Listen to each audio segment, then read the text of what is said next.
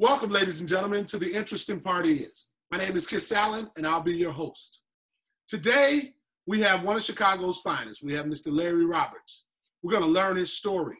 We're going to learn the most interesting thing about some of the most interesting people here in the city. This is the On a Block edition, and we're excited today for our guests. Welcome, Larry. How you doing today, man? Hey, man. What's going on, Doc? I'm doing great. And you, man? Thanks for having me on your show. This is an incredible opportunity. I know during these times, you're moving around a lot. You have a ton of responsibilities. What's going on in your world right now? Man, you know what? Just trying to get through this pandemic with everything that's kind of going on. Thank God I've been able to still kind of shake and move. My students are able to do distance learning. So I've been pretty much taking advantage of that. I've been maximizing the opportunity to kind of sit still a little bit, but also use it to kind of make my wheels turn a little bit more to see, okay, what do I do in order to, to go to the next level? Everybody's doing online, everybody's doing Zoom. So I'm just making sure I've taken what I've already been doing and just taking it to the next level. To the next level. I heard you mention your students. I know you're the proprietor of one of the largest barber colleges throughout the country. We'll get to that. But let's back up a little bit, Larry. What side of town are you from? I'm from Chicago, Illinois. And on what side of the town? South side. South side. Wild Hunters. Wild Hunters, right? Representing the Wild Hunters. Yep. What high school did you attend, Larry? Well, I went to Rich Central High School, but I was born and raised in Chicago. Okay. I don't like the suburbs. I'm sorry. I don't want to offend anybody. So my parents had this bright idea about building a house out in Matson, Illinois, when I was younger. So I'm from Chicago. I ain't claiming nothing else but Chicago. But I did go to Rich Central High School out in Olympia Fields. Chicago, Wild Hunters. That's what's up. That's what's up. Interesting neighborhood. Yeah. Obviously, you bused yourself to school or drove to school. What are some of the things that you remember most about your neighborhood and your upbringing? Basically, man, I come from that school of if you acted up down the street, you got in trouble down the street and you got in trouble when you got back home. So that's what was good about my neighborhood, man. It was good to go outside and play basketball every day. We went from basketball to softball to playing football in the street and construction and everything. The wires that we used to call construction. We played running bases, man. That was basketball. And then we had to be around. Absolutely. And then we had to be around the house, around the street lights. Then that's when we played hide go seek, man. The whole block and everything was in, man. Inside buildings and everything. So that's what I remember about my neighborhoods, man. It's interesting, man. I don't turn the fire hydrant on. And put the stick and the tire on there.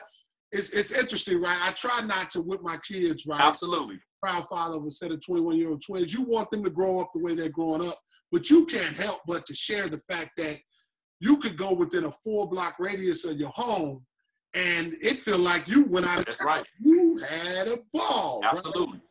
And so absolutely. I find that really interesting. So you growing up, Wild Hunters, you attend Richards.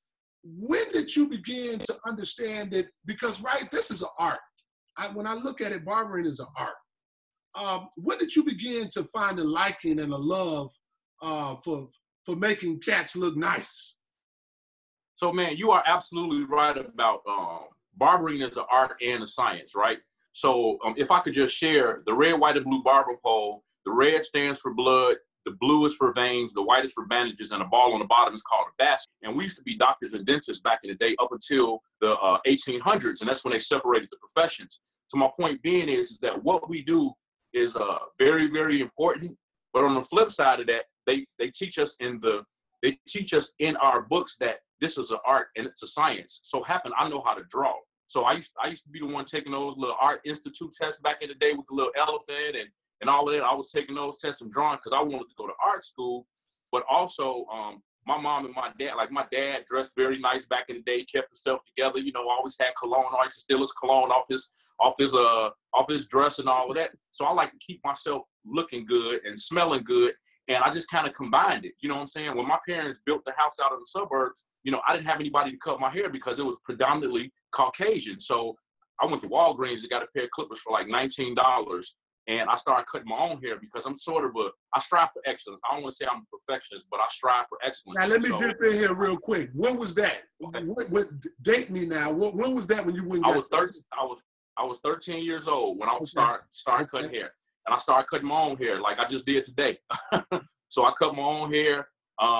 And pretty much I'm one of them type of people which makes it good for my clients. I'm one of those type of people that I have to perfect it. I don't care if I don't feel good, if I got attitude, if something is wrong with me, you're not going to get out of my chair and not look exactly the way you asked me to make you look, and not feel and not smell the way I know that I'm supposed to make sure that you look, feel, and smell, you know? So basically at the end of the day, I perfected my craft, and I decided to, you know, take it a long way. So I went to barber school when I was 17 years old. I was still in high school. I told my parents, this is what I want to do. I went to McCoy Barber College on 79th and Clyde. Yes. And, I opened up my first barbershop when I was 19. I had the first black barbershop in Matteson, Illinois. That's huge, because you hit on a couple of points. You talked about resiliency, understanding at an early age what your passion was, and then committing to it, right? It's a lot that can be learned. But let's go back to the science portion of it, right? Because there are a lot of students that they're trying to figure out what they want to do, right? And they don't necessarily correlate what they're doing now from a science and a math and a technology perspective into barbering. Talk to me, tie those components into barbering in terms of the science of it, the math of it. So the science of it is that, you know, people don't know. I think it's our posture. Our posture matters inside of the barbershops, right? So just kind of the way we carry, the way we conduct ourselves, because people kind of belittle our craft. You know, like what's been going on is like we are not essential, but we are essential. You know, this is the oldest profession. It's one of the most important professions, and it's economy proof. But little do people know that we have to learn about bacteriology, microbiology, electricity and light therapy. We have to learn about HIV, malaria, AIDS. We teach all the bones, the brain, the occipital, the temporal area.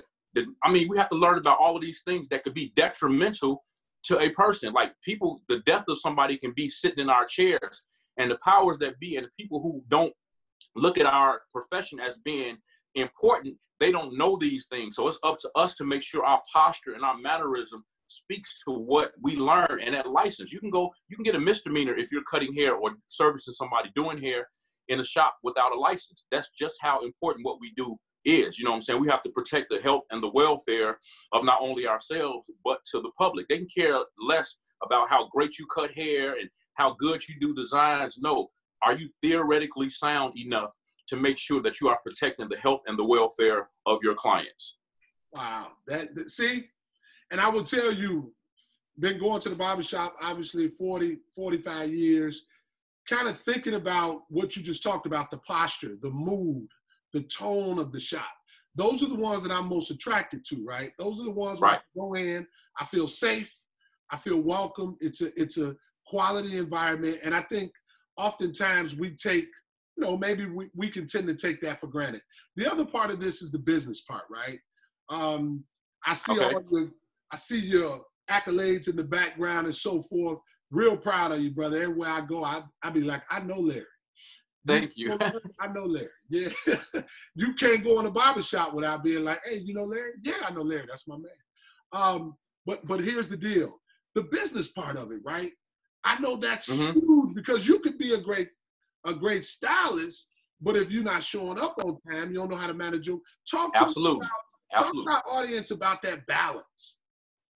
So my dad, when I was a teenager, my dad had a restaurant called Larry's Ribs, right? So, you know, my dad I'm a professional musician as well. So I play drums and keyboards. I've traveled the world, do that. I still do that full time. But my dad used to play organ for the Greats as well. But on top of that, he drove he worked for RC Cola back in the day, but he also had a restaurant. It was called Larry's Ribs.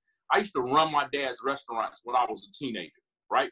I used to see my dad go to bed at 3 o'clock in the morning, get back up at 4 o'clock in the morning sometimes and do it all over again. So I learned that from him in order to get up, do what you need to do, take care of your family, take care of your responsibilities and all of those things. So when my students start barber school, I make sure that they see my face in orientation. So I'm a part of the orientation, and I let them know, don't focus so much on being the best barber. focus on succeeding. What do I mean by focus on succeeding? Focus on succeeding means that today you can, after you leave here, you can go online and you can start your own corporation. Whether you, if you want to booth friend or whatever, start your corporation so it can start getting some seasoning in it, right? We teach people how to do, we do mentoring, we do life skills. We teach people how to do resumes, how to pay your taxes, substance abuse, mental. We do all of those types of things, because if you are a great barber, but you're not on time, or you come in smelling like weed, or you got a little drink at your station in a cup, or you got 3 or 4 guys standing outside in front of the door with hoodies on, making people afraid to come in, or if you back in the back gambling, or if you got music going on that's talking about, you know, some things about somebody's mama, you know what I'm saying, all that kind of stuff. It's very derogatory. You got to have a balance. You got to know when. It's okay to have fun in the shop, but you still have to know when. When people walk through the door, say, good morning, ma'am. Good morning, sir. How are you doing today? May I help you? You know, versus like you just looking at people like they crazy when they walk through the door. They're like, okay, you know, this is my first time here, man. Can I get a service? So I teach that, because I used to start at 4 o'clock in the morning, man. I used to cut between 25 and 38 heads every day. I would start at 4 o'clock in the morning, and sometimes I wouldn't even take a restroom break until 3, 4, maybe even 5 o'clock, because I'm standing up, because I just wanted to make sure I was on time. One of my employees asked me, they said, why are you so keen on like being on time? Like, how do you be on time? I say, because of the fact of there's somebody I have an obligation to. So if I have an obligation to that person and they have something they need to do based on the obligation I have to them, for instance, when I was cutting Judge Mathis hair, I used to cut Judge Mathis hair 2 or 3 times every week for a whole year. It was important that I was in my place when he got there, whether he was late, whatever the situation was. I made sure I was always in my place, no excuses, because if I was late, it means I could have threw off the whole show, because I was the first person he seen every day he came in there. So because who I'm obligated to, I want to make sure that they don't lack because of something that I didn't do. It's very, very important. And even, you know, the pandemic and the time that we're in right now, if you handle the business aspect of it, then people would have been able to take advantage of what they have available for those of us who are in business, who's handling our business. You can't collect unemployment if you haven't paid anything into it. So one of the reasons that they don't look at us as being essential, and they're willing to open up a liquor store and let these things be open versus a barbershop or a beauty shop, is because of the fact of y'all don't pay no taxes. Y'all don't show that y'all are an important part of this society when it's economy proof. I don't care how bad the economy get. People was around here looking raggedy, and people were still getting haircuts and all that stuff. You know what I'm saying? So the business aspect of it is the most important component, because you can be, and I've taught this online, you can incorporate yourself, even though you're paying booth rent inside of a shop, you can incorporate yourself, take all of your cash money, pay your put all of that money in your corporate account, and then go to Paychex, Paylocity, whoever they may be, and have them pay you a salary out of your money. So that way it deducts your state, federal, Social Security, 401k, and you have something to retire to when you get done cutting hair. You're not going to be cutting hair 25, 30, 40 heads when you're 70 years old.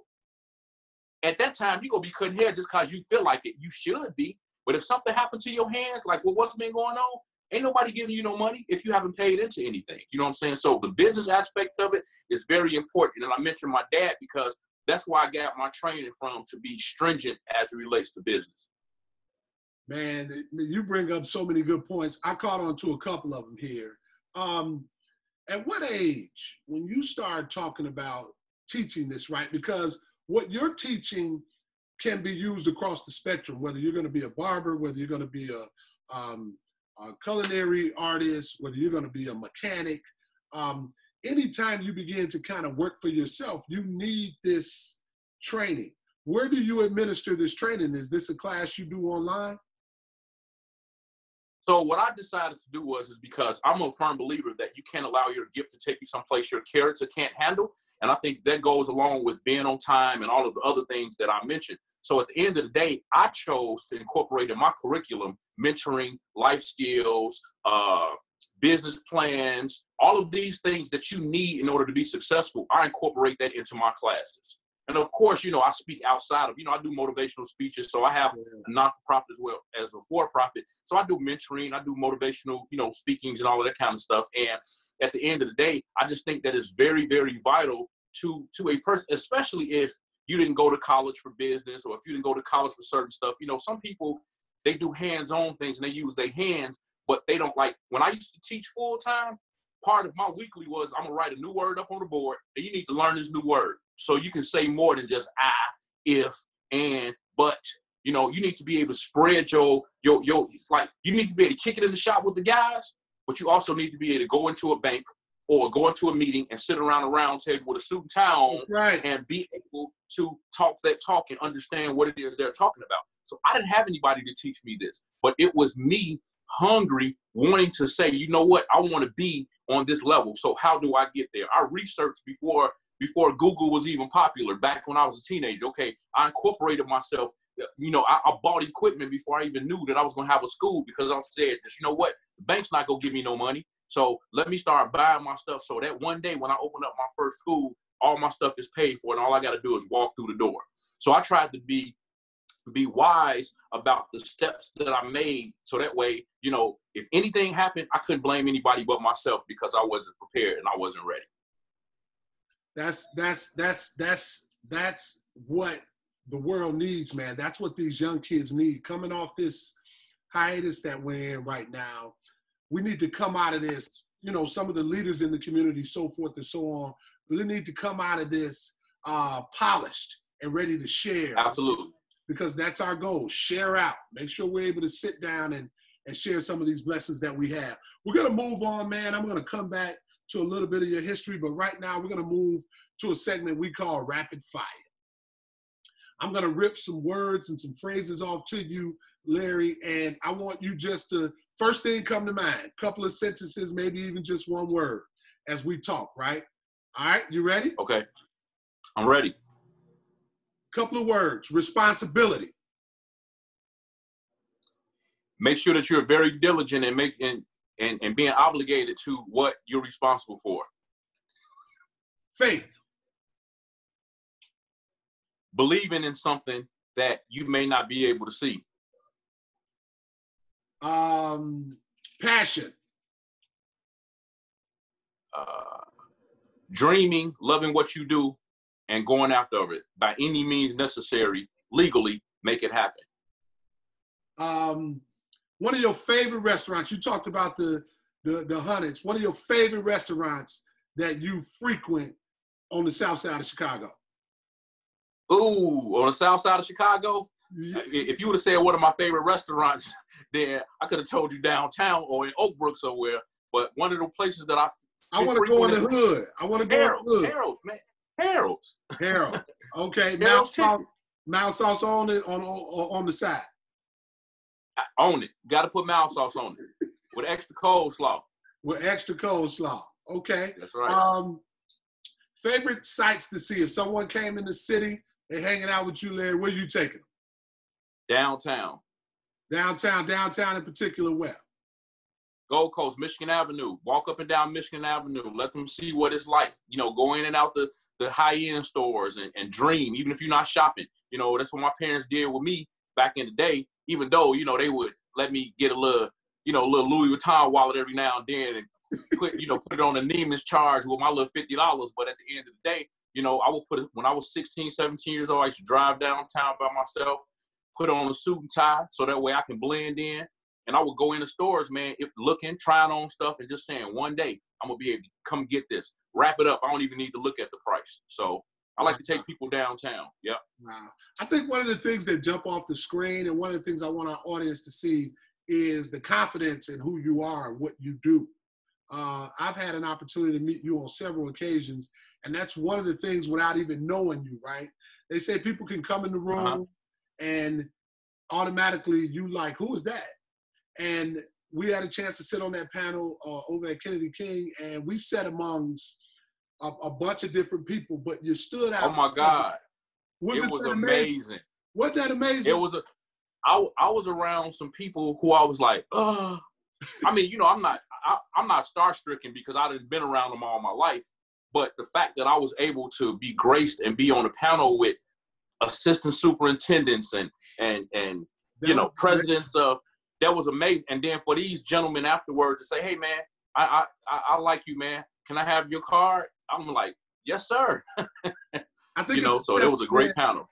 I think it's a testament to your energy. And one of the things I'm trying to allow my audience to hear is when you're proud of what you do, when you study, when you're knowledgeable. That's that passion. Right, and that passion, it oozes out of you. You can walk around with a grace that says, I'm here, right? Yeah. It's not cocky. Some people sometimes they want to take your confidence as being arrogant, and that's not what it is. I mean, I love what I do, and I do what I do. And if anybody truly know me and know my heart, they'll know that my motives and my intentions are pure. Don't be upset at me. I tell people, I dealt with a lot of things in my life.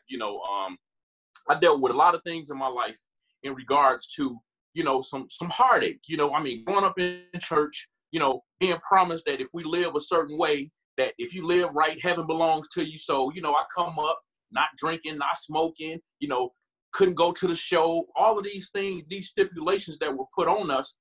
So I felt like when I got older, it's kind of like I would be separated from everybody else. So because I didn't do all of this stuff, that means that I was going to be more blessed and I was going to get more than the people that was out there, doing all of the bad stuff that we consider bad and all that kind of stuff. And part of my heartache was that that's not how it happened for me, right?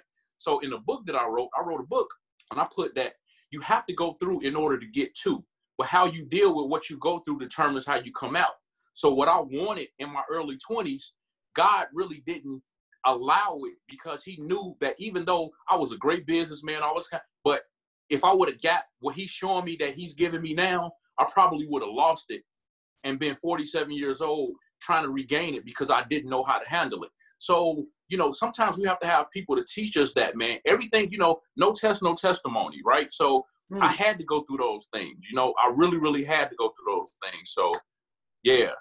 Man, I appreciate it. You dropping so much quality wisdom around just understanding who you are, right? And understanding that it's going to be a forever challenge. Right. But it's ultimately what you say, you're not going through it, you're growing through it. No, you have to go through it in order to get to. But how you deal with so in other words, during this pandemic, are you gonna lay down and die?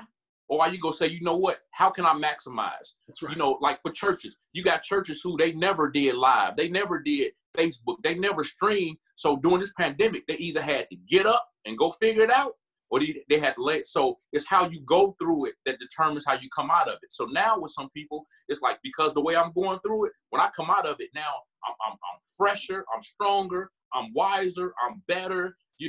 I got more new ideas, and it kind of pushed me somewhere that I really didn't want to go at first. My dad is a pastor.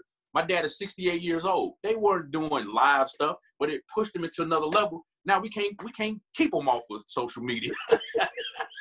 We can't keep them off. It's morning with the bishop, lunch with the bishop, dinner with the bishop. It's like, the bishop needs to sit down. Larry, check this out. So Larry, are you an only child? I have a sister that's 3 years younger than me. Okay. How was that growing up? I spoiled my sister riding. My sister pretty much, I spoiled her riding, and my parents still spoil her, and we all did. Like my sister, she came up, like my mom still don't wear pants to this day. So my sister back in the day came up, couldn't wear pants. So I used to let her offset it. Her little corduroy and blue jean skirts, I used to offset it with my Coogee sweaters and my Tundra sweaters. And she used to wear my herringbone in order to kind of look cool with her GQ glasses on, you know what I'm saying? Yeah.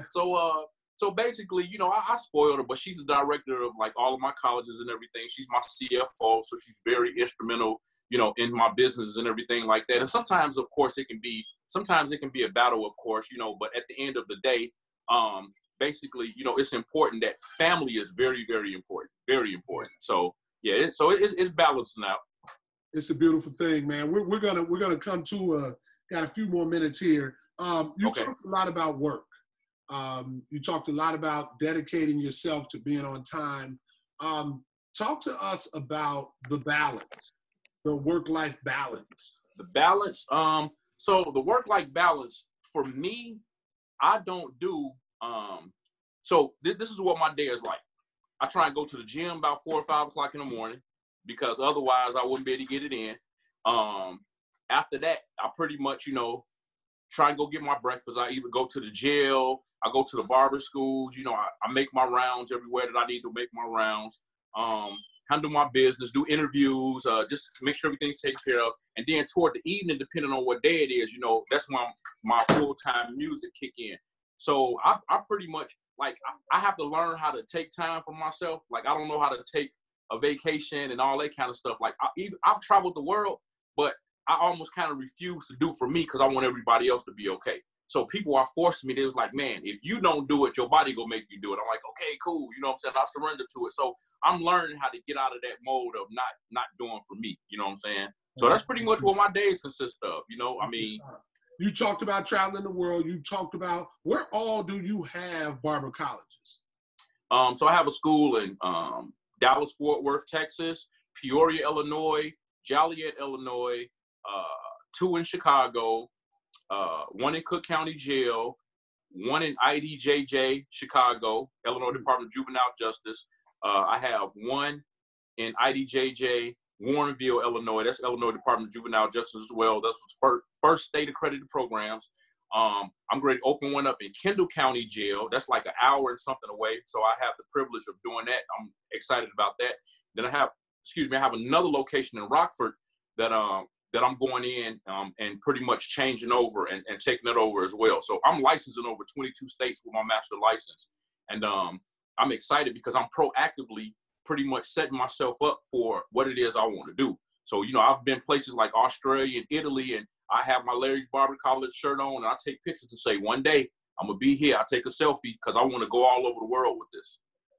This is excellent, man. I tell everybody next to my wife and my kids, I love my barber the most.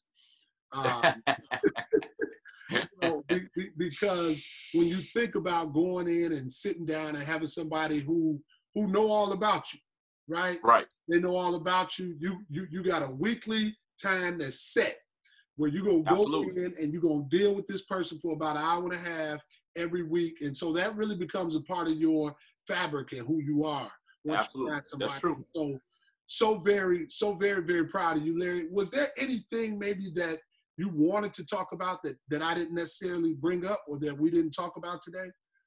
I think we pretty much covered everything. I just feel like if you, as leaders, we have to make sure, and I posted this, as leaders, we have to make sure that we don't focus so much on the people in the world more than we focus on the people who's helping us to make things happen. So it's important to me that the people that work with me, and work for me, so to speak, it's important that I make sure that they're good because I want them to come to work feeling good. I want them to feel healthy. I want them to feel good about working with me to help me achieve my goals. So I wouldn't dare, like, if I'm driving a Mercedes, I want them to drive a Mercedes too, but it's up to them.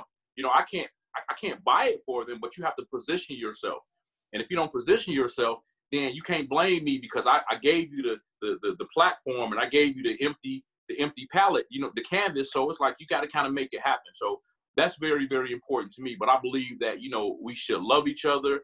We should work with each other. As Black people, we shouldn't be crawfish in the barrel trying to pull each other down.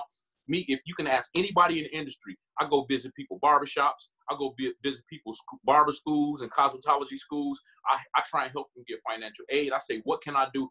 Matter of fact, don't nobody even know this, but I wrote a check to a barber school who I knew probably was drowning during this period because of the fact that, that's what God put on my heart.